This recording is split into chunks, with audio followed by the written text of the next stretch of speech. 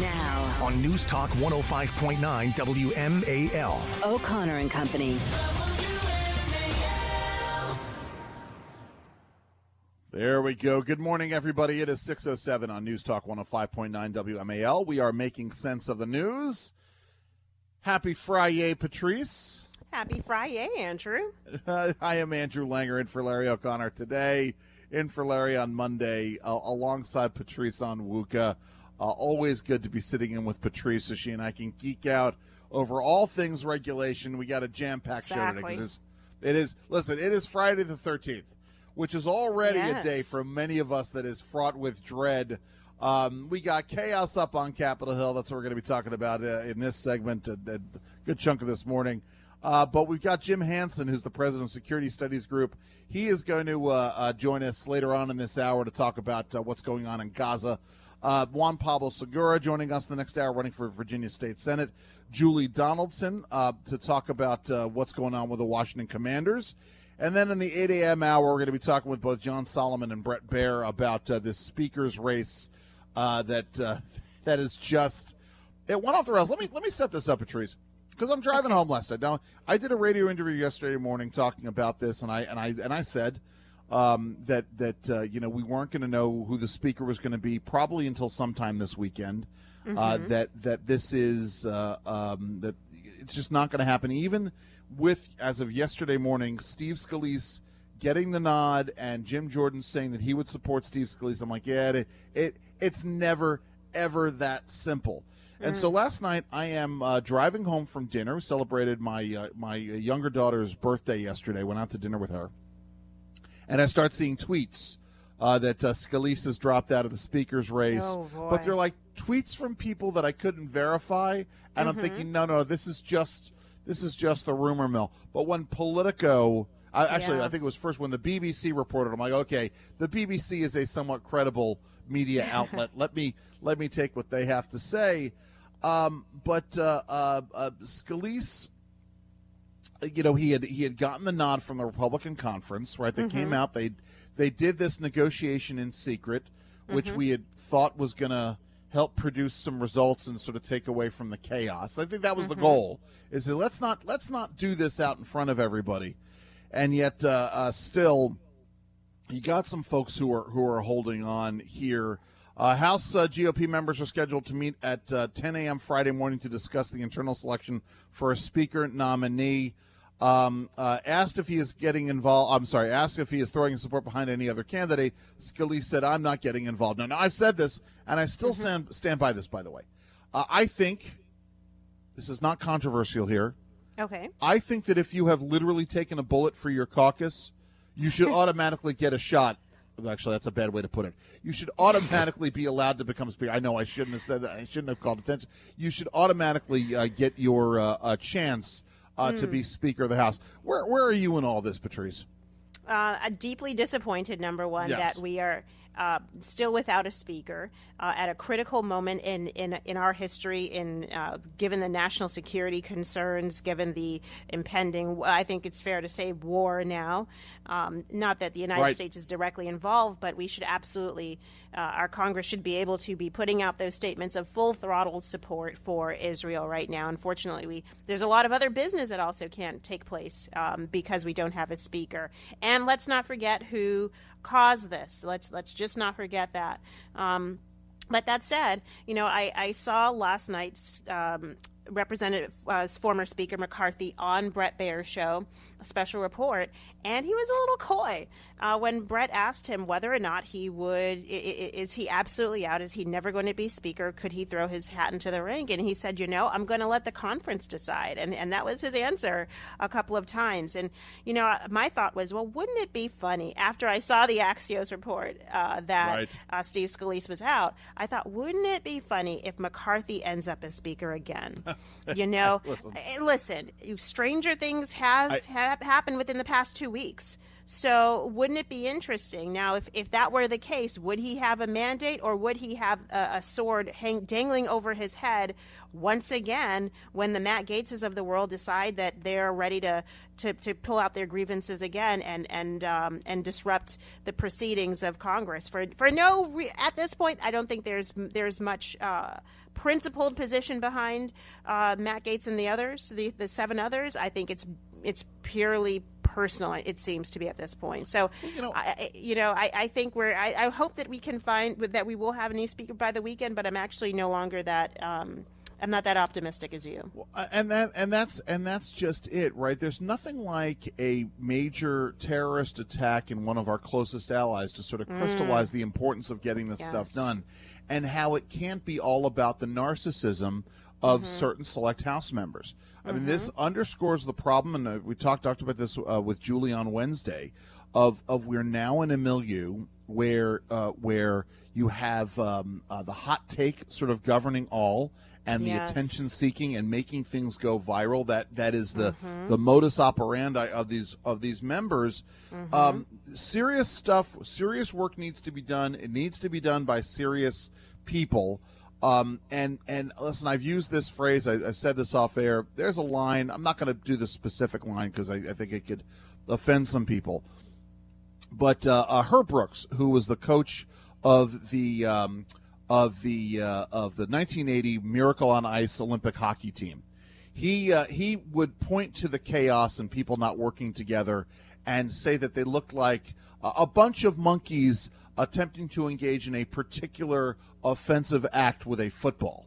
And that's really what we're talking about here, is that it looks ridiculous. I get this, guys, right? I mean, this is the whole nature of our democratic republic. That this is why we have 2 houses of Congress, and this is why we have the separation of powers between Congress and the executive branch and the judicial branch. And I guess I'm glad in the end that the Speaker of the House is not like that. We don't have a parliamentary system as they do in other nations, where this kind of thing really does throw a nation's leadership into chaos. Looking at you, Britain, you're glancing in a direction, Great Britain, because Lord knows you guys have been no strangers to chaos within your government in recent years. But in the end, we have pressing things that are happening and so this is one of the things, by the way, and this is a piece we're reading from. There's a question going on out there whether or not Patrick McHenry, who is right now the Speaker Pro Tem, the acting Speaker, whether or not his powers should be expanded, right? Because right now, the only thing Patrick McHenry can do is he can gavel in and sort of oversee the vote for the new Speaker. The question is whether or not his power should be expanded, right? I mean, here's the thing, the constitutional question that gets asked. The Speaker of the House, in addition to running the affairs of the House of Representatives, is third in line in case something happens to the president and vice president. Yes. God forbid, right? And I'm not saying this. I'm literally knocking wood right now. God forbid something were to happen to the president of the United States and the vice president right now.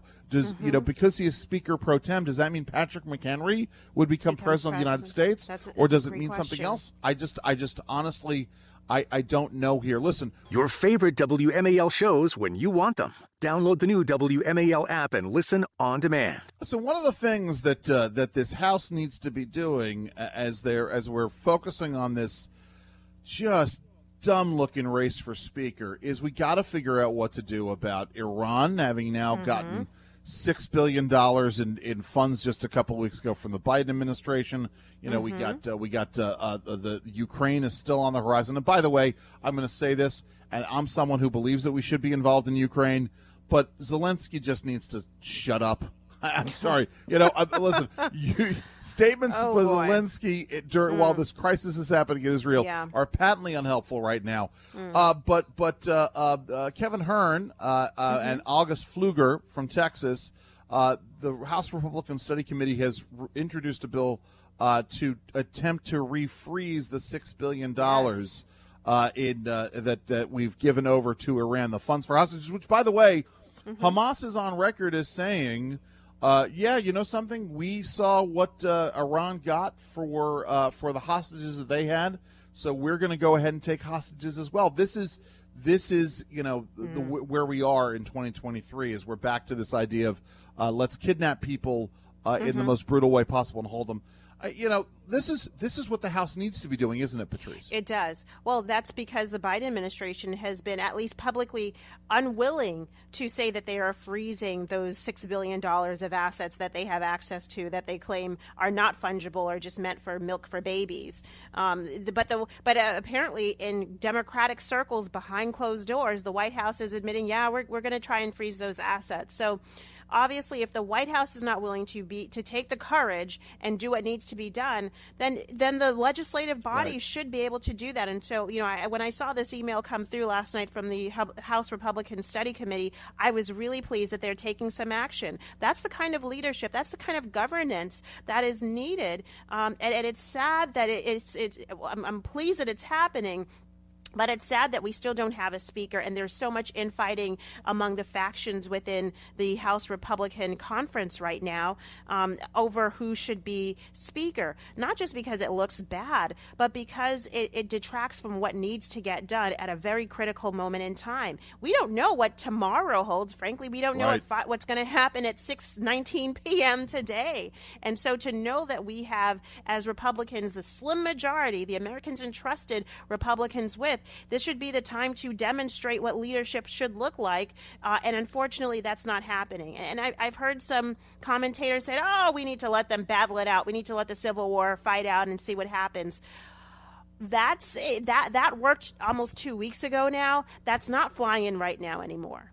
Well, it underscores that things can turn on a dime. And if you're not paying attention to what's happening in the greater world, or you're doing things out of a desire to, listen, I can say this. There are three ways to sort of look at the desire to get clicks, the desire to draw attention to yourself, or just the desire to just engage in a little bit of chaos and say, something, I don't like what happened here. So, I'm gonna exercise. I gave McCarthy this threat.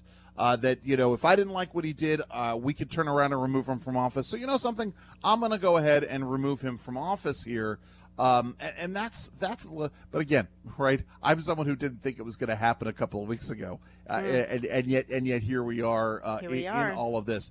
This is important stuff, especially in light of the fact that the administration is denying that their actions several weeks ago have anything to do with what happened this week in Israel, or last weekend in Israel.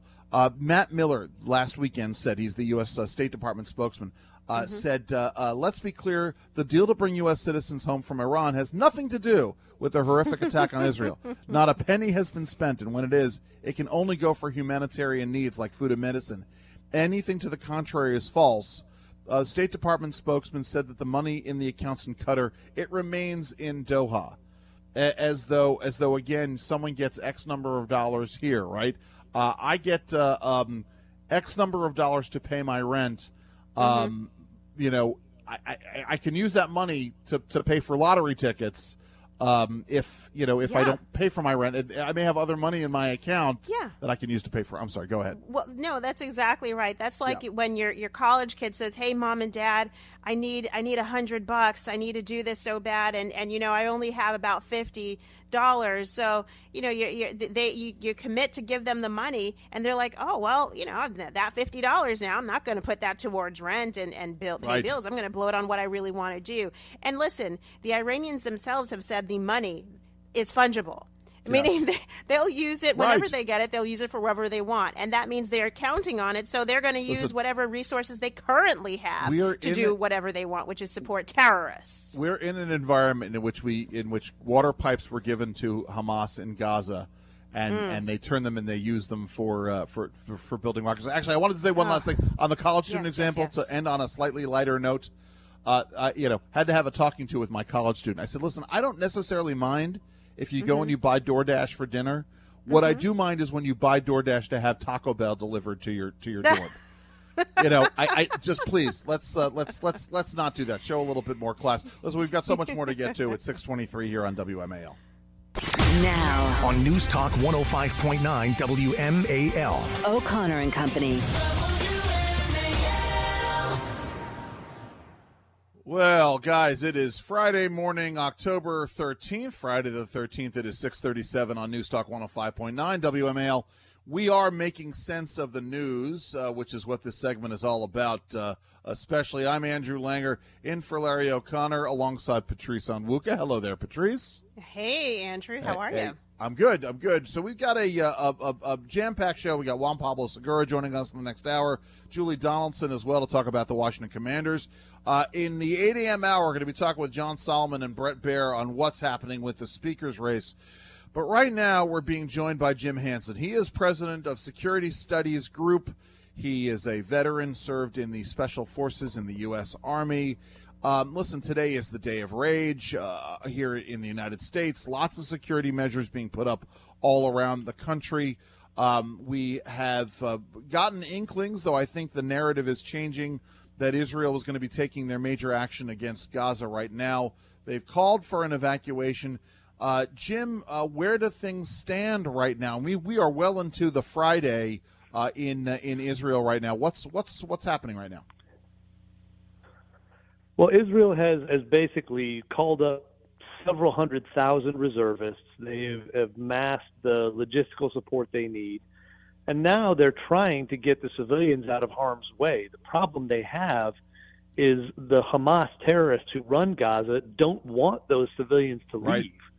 They literally, as part of their strategy, want those civilians to die so they can use their deaths as a way to demonize Israel in the international community. It's a horrifying concept. Well, Jim, what's so interesting is we're seeing some reporting in the Wall Street Journal, a big headline piece here, that there are detailed maps of Israeli towns, military bases, and infiltration routes, just signaling how complex and the degree of planning that this assault took, and probably the time that it took. How do you think Hamas was able to do this? And, what other countries do you think are involved in this? Because obviously they didn't do this by themselves. No, you're absolutely right. They had absolute support. Qatar, probably Turkey as well. Iran is basically the paymaster and command and control for Hamas. And so they fund their operations, they help them plan, and in this case, they almost certainly helped with some of the execution. And then in Qatar, which is supposedly a U.S. ally, they host Hamas's leadership there. They allow them to stay there, they keep them safe, and they give them funding and the ability to operate. So we need to look at these countries, and also Turkey, as people who claim to be U.S. allies and yet act in our enemies' behalf. Let's talk about this issue. Patrice raises an important point about this training. It is, listen, it's not the concept of paragliding. The idea of getting in a parachute and strapping an engine to your back. This is not something that you can just pick up and do immediately. That takes some training. Any idea where that training was done? Obviously, I would think it wasn't done in Israel. Otherwise, someone might have taken notice. Do we have any idea, Jim Hanson, where this training was done?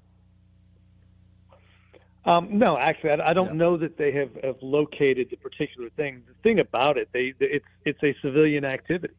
Right. So they literally were able to take something that you can do at a resort town and turn that into a way to infiltrate past Israel's security measures. And I think one of the things to keep in mind is Israel was not expecting, and maybe should have been, this large an incursion. There generally have been smaller groups, 5, sometimes 10, but generally a lot of times the terrorist attack is as a single suicide attacker who's going to go in and try and knife or shoot somebody.